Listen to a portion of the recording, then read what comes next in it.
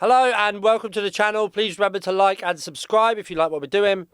This is a place where we take a bit of a look at the music industry with, and try and have a little bit of a laugh with it. This is a channel where we take a look at what's going on in the music industry, try and poke fun at it a little bit. The music industry takes itself far too serious anyway. Everyone thinks they're holier than thou. Everyone thinks they're the next Bowie. So we're here to try and kind of expose how much of a melt everyone is. So please like and subscribe if you enjoy the content. So today we're going to ask the question, should streaming numbers be publicly available on Spotify? Should we all be able to see how many streams our mate has got? Should we all be able to see how many streams the biggest artists in the world have got? And see how little streams we've all got? So the reason that I'm bringing this up today is because I saw a tweet from Russ, the ambiguously named artist who's pretty big these days. So I do respect kind of anyone of that stature going against, Spotify and biting the hand that feeds them to a certain degree. So Russ says, Spotify should remove the public display of listener counts and streams. It's a catalyst for unhealthy comparisons. Hiding the numbers would reduce the pressure to encourage inauthentic metrics, and people would focus on the music itself. It's nobody's business how well the music's doing outside of the artists and their teams. Interesting take from Russ there. I fear that the horse might have bolted on this a little bit. But inherently, I do feel I have to agree with Russ here, actually. Because public stream counts lead to a whole raft of problems. Obviously, it's beneficial for Spotify to have this because it breeds a competitive landscape, which is beneficial to them. It increases their chance of engagement. But it also comes with the added side effect of people want to have publicly perceived success more than anything else in the world, really. People want to be perceived as a success more than they actually want to be a success. And that leads to things like fake streams, streaming fraud in all of its various guises. It leads to stuff like payola. It leads to stuff like people getting paid off. And it leads to an economy of comparison.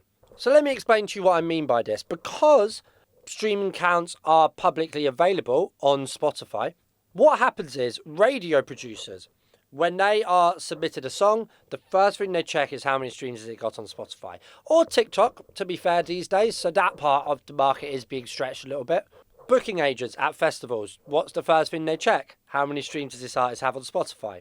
Artist managers will check it. And it goes on and it goes on and it goes on. So this means that if you're a new artist or an independent artist or someone who's, plugging away, doing all the right stuff, but you just can't get the Spotify numbers looking good or not as good as you need them to be for anyone at BBC Radio to even consider it, then you might go to alternative means. And that involves you, paying an illegitimate playlist company or buying bots from some random website online, doing all the things that you're not supposed to do. Because even if your music is good and you're playing shows and you've got a real, genuine fan base, people who actually show up to gigs, you're being hampered by the fact that your numbers don't look good on this one particular platform. And therefore, you might see it as a means to an end to fix that by doing something that is wrong, but in the long term will help. Obviously, in the long term, it doesn't help because it's a sliding scale of shitness what can happen to you if you go down this route. Firstly, bad for your algorithm on the platform. Secondly, you could get tracks taken down. You can actually get fined by your distributor. I didn't know this was true, but they can fine you for this because they get bollocked by Spotify, apparently. So, not good. But what I don't like about all of this is that all puts the blame on the artist. All of that puts the blame on the artist when Spotify are the ones who have created this problem by having public streaming counts. I'm sure it wasn't their intention, but they have created it.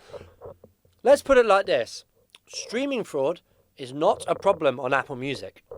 Nobody is buying Apple Music spotted streams. Doesn't happen. Because the streaming numbers are not public on Apple Music. You can see them through your back end. You can see them through Apple Music for artists. You can see them through your distributor. But they are not publicly available on Apple Music. So therefore, nobody has any incentive to pay for illegal streams because it benefits no one. So what's happened is that Spotify have created an ecosystem whereby sharks can prey on an artist's vulnerabilities. An artist's desperation for success is where they prey and have been having success for quite a long time now. So yeah, I would say I probably agree with what Russ is saying here.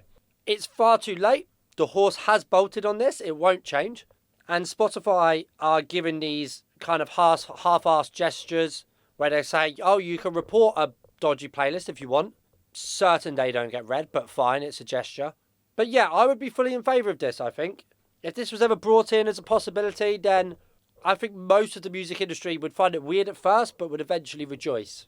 Right, hopefully you enjoyed the content. Comment below your thoughts. Comment if you think this would work. Don't forget to like and subscribe, comment, share videos.